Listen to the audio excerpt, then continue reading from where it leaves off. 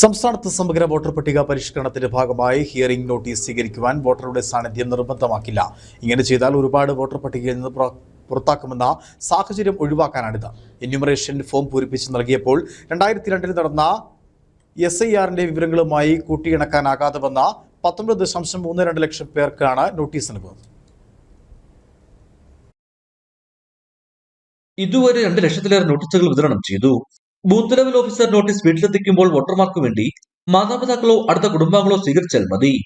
പകർപ്പ് കുടുംബാംഗങ്ങൾക്ക് നൽകിയ ശേഷം അസൽ നോട്ടീസിൽ അവരുടെ ഒപ്പ് വാങ്ങും. തുടർന്ന് കേന്ദ്ര തെരഞ്ഞെടുപ്പ് കമ്മീഷൻ ഒരുക്കിയിട്ടുള്ള മൊബൈൽ ആപ്പിൽ അസൽ നോട്ടീസിനൊപ്പം ഒപ്പിട്ട കുടുംബാംഗത്തിന്റെ ഫോട്ടോയാണ് BLO ഇത്തരം സാഹചര്യങ്ങളിൽ അപ്ലോഡ് ചെയ്യുക. ഹിയറിംഗിന് ഹാജരാകാൻ സാധിക്കാത്ത കിടപ്പ് രോഗികൾ, ഏറെ പ്രായമായവർ, പഠന ആവശ്യവുമായി ബന്ധപ്പെട്ട ഇതര സംസ്ഥാനങ്ങളുള്ള വിദ്യാർത്ഥികൾ തുടങ്ങിയവർക്കായി കുടുംബാംഗങ്ങൾക്കും ഹാജരാകാം. പക്ഷേ ആവശ്യരേഖകൾ ഇവർ കരുതണം. ഹിയറിംഗ് സ്ഥലത്തുള്ള BLOയ്ക്ക് കുടുംബാംഗങ്ങളെ തിരിച്ചറിയാനുമാകണം. വിവിധ നിയമസഭാ മണ്ഡലങ്ങളിൽ ഹിയറിംഗ് ആരംഭിച്ചു തുടങ്ങി. ഇടുക്കി വിഷൻ, കുമളി.